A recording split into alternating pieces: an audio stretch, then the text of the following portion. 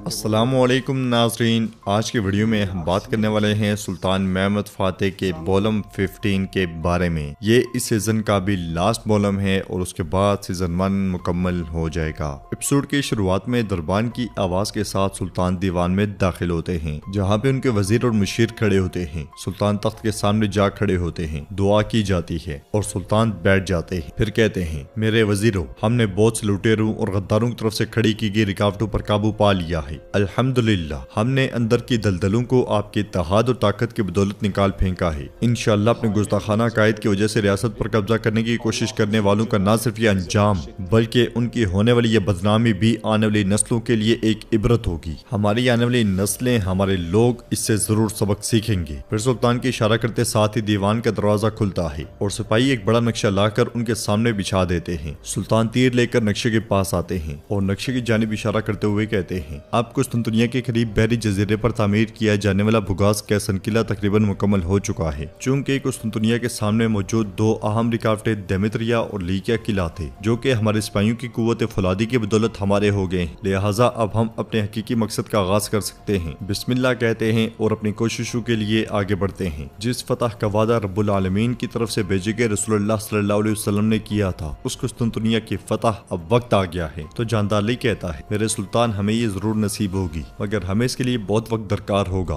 मुमकिन तौर पर शुरू की जाने वाली जंग हमारे लिए बड़ी ताखिर का सबब बनेगी। जवाबन सुल्तान कहते हैं, फिर रियासत के वजीर के तौर पर दूसरे फौजी दस्तों में से लड़ाई वाले जंगजू जमा करें, क्योंकि जब हम कुस्तुनतुनिया की तरफ पेशकदमी करेंगे तो मैं नहीं चाहता कि हमारे सामने कोई रुकावट हो। बिलाखिर हम उन दीवारों से गुजरेंगे जिन्हें नाकाबिले तस्खीर समझा जाता था। हम रियासत आलिया के पायतख्त को पूरे जहान का मरकज बनाएंगे। ताकत से, अज़म से और सब्र से हम पूरे जहान को हिला के रख देंगे। हर चीज यहाँ तक सबसे बढ़कर हमारे रसूलुल्लाह सल्लल्लाहु अलैहि वसल्लम ने फरमाया, क्या ही बाकमाल कमांडर होगा और क्या ही शानदार लश्कर होगा उसका। हम ये शर्फ हासिल कर सकते हैं। तो सब इंशाअल्लाह कहते हैं। कुस्तुनतुनिया में शहंशाह कमांडरों और उरहान के साथ मंसूबा तरतीब दे रहा होता है और कहता है, महमूद पर यकीन है इस शहर के बारे में जिसकी बिशारत उसके पैगंबर ने दी थी, लेकिन हम यकीन रखते हैं कि यसु मसीह इस शहर की हिफाजत करेगा, ताहम इसका फैसला हमारी तलवारें करेंगी। एवस, रोमानोस और हार्सियोस की दीवारों को मजबूत करने की जरूरत है। वो लिकोस वादी के रास्ते से हमारी तरफ आएंगे। ये सुनकर कमांडर पूछता है, जब शहर के दाखिली रास्ते इतने ज्यादा हैं तो वो वहाँ से क्यों आएंगे जनाब? तो शहंशाह कहता है, दरवाजे के आसपास घूमना उन्हें काफी महंगा और काफी मुश्किल पड़ सकता है। शहर के 50 दरवाजे हैं, 50 बड़े दरवाजे, 300 बुर्ज और नाकाबिले तस्खीर 22 किलोमीटर लंबी दीवारें। क्या वो अपनी पूरी फौज के साथ इन दरवाजों पर हमला करेंगे या अपने सिपाहियों को किसी दूसरे रास्ते से भेजने की कोशिश करेंगे? उरहान कहता है, महमूद नौजवान और नातजुर्बेकार हो सकता है मगर बेवकूफ नहीं है। यह सुनकर शहंशाह कहता है, बिल्कुल ठीक कहा। लेकोस वादी में भेजे गए उसके दरवेश शहर में हमले के दौरान लोगों को बगावत न करने पर कायल करने की कोशिश कर रहे हैं। इसलिए में फ्रांक्स वहाँ आता है, जिसे देखते हुए शहंशाह कहता है, और वो शख्स आ गया है जो उनको कायल करने वाली सारी कोशिशों को खत्म कर देगा। तो फ्रांक्स,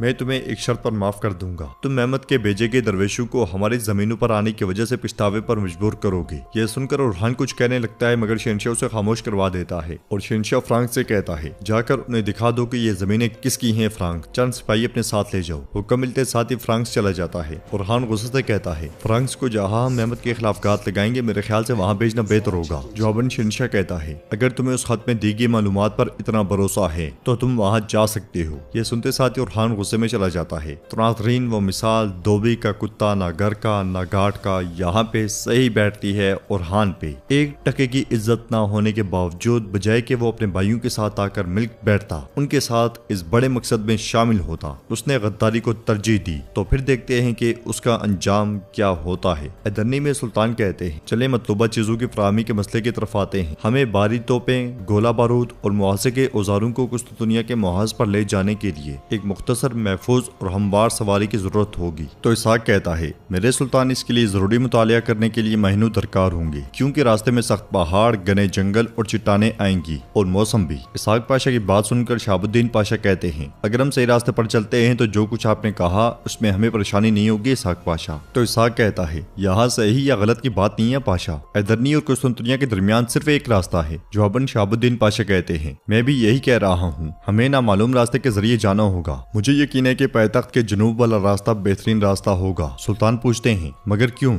आपके पास इसकी क्या वजह है? तो शहाबुद्दीन पाशा कहते हैं, एक दफा मरहूम मुराद खान के हुक्म से हमने बारूदी सुरंगों पर मुताला किया था। जनूब में रास्ता हमवार है और मट्टी मौजू है। इधरनी बाबाइस्की और हेरा बोलो मसनली के रास्ते का अगर हम इंतखाब करते हैं तो हम बर वक्त लेकोस वादी तक पहुंच सकते हैं। यह सुनकर सुल्तान काफी मुतासर होते हैं और कहते हैं आला शाहबुद्दीन पाशा आला। फिर जानदारली कहता है मगर मेरे सुल्तान हम जैसे ही हरकत में आएंगे तो कुस्तांतिनोस को खबर मिल जाएगी। अगर हम तदबीर नहीं करते तो उसकी तरफ से हमला हो सकता है। जगनोस पाशा कहते हैं हमारे सुल्तान ने बुगाज कैसन को बगैर किसी वजह के नहीं बनाया था जानदारली पाशा। सुल्तान की नीयत इस रास्ते पर बाज़ंतीनियों के लिए रुकावट बनने की थी। जानदारली कहता है मैं समझ सकता हूँ जगनोस, मैं समझ सकता हूँ, मगर कुस्तांतिनोस खौफजदा हो सकता है और इस हालत में वो तुर्क देहातों पर हमला कर सकता है। सुल्तान कहते हैं बहादुर बनो जानदारली, मैंने कुस्तांतिनोस के तमाम मुमकिन चालों का हिसाब लगाया हुआ है। इसहाक पाशा आप सुलेमान साहब को खबर भेजें, उन्हें कुस्तांतिनिया के आसपास तुर्कों के साहिलों तक तहफ़्फ़ुज़ फराहम करने का कहें। शाहबुद्दीन पाशा तुरान उगलों को भी खबर भेजें और अपने अकंजियों को तैयार करें। जहाँ तक मुझे लगता है कुस्तांतिनोस क्या तो अपना गोला बारूद अलजायर के शुमाल में रख देगा या फिर मोरिया में, लेकिन उसे संभालने का इंतजाम करें। तमाम मुसीबतों के बाद सिर्फ एक मुसीबत रह गई है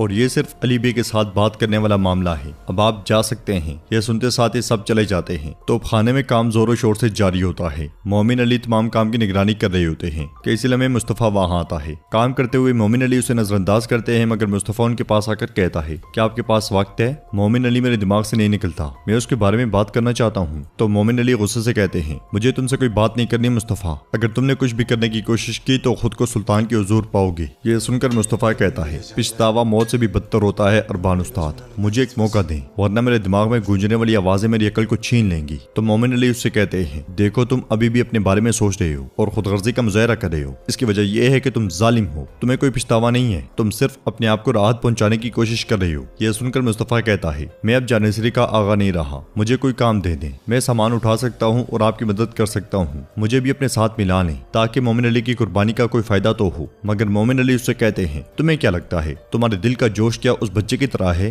वो बच्चा सिर्फ 18 साल का था मुस्तफा, उसकी सिर्फ एक ख्वाहिश थी कि वो कुस्तुनतुनिया के रास्ते में रसूलुल्लाह सल्लल्लाहु अलैहि वसल्लम का सबसे पसंदीदा सिपाही बने। और तुमने क्या किया? तुमने उसे मार दिया। अब जाओ इससे पहले कि मैं कुछ कर बैठूं, निकल जाओ। यह सुनते साथ ही मुस्तफा परेशान होते हुए चला जाता है। दूसरी तरफ अली बे सुल्तान के पास आते हैं। सुल्तान तख्त छोड़कर एक तरफ जाकर अली बे के साथ बैठ जाते हैं और पूछते हैं मेरे सुल्तान आपने बुलाया, क्या हुक्म है आपका? तो सुल्तान कहते हैं मैंने सल्जूक खातून की तहरीर के साथ कुस्तांतिनोस को एक खत भेजा था, वो सोचेगा कि मैं बोरसा जाऊंगा, वो इस मालूमात को नजरअंदाज नहीं कर सकता। अली बे पूछते हैं क्या इस मंसूबे की क़यादत वो कर रहा है या कोई और? जवाबन सुल्तान कहते हैं मुझे नहीं लगता कि वो इसके पीछे आएगा, कोई है जो उसकी जगह खतरे में पड़ सकता है और वो है उरहान। वो मुझे मारकर दिखाना चाहेगा कि हकीकी सुल्तान वो है। हालांकि कुस्तांतिनोस उससे कहेगा कि हमारे सरदों के अंदर खुद को खतरे में ना डाले। इसके साथ ही वो दोनों खड़े हो जाते हैं और सुल्तान अली बे को कमान देते हुए कहते हैं यह सुल्तान की कमान है, इस पर ओगोज का निशान है, अच्छी तरह घात लगाएं और उरहान को पकड़ें, उसकी गद्दारी पर उसका गला गोंद दें, इस कमान की तार से उसका गला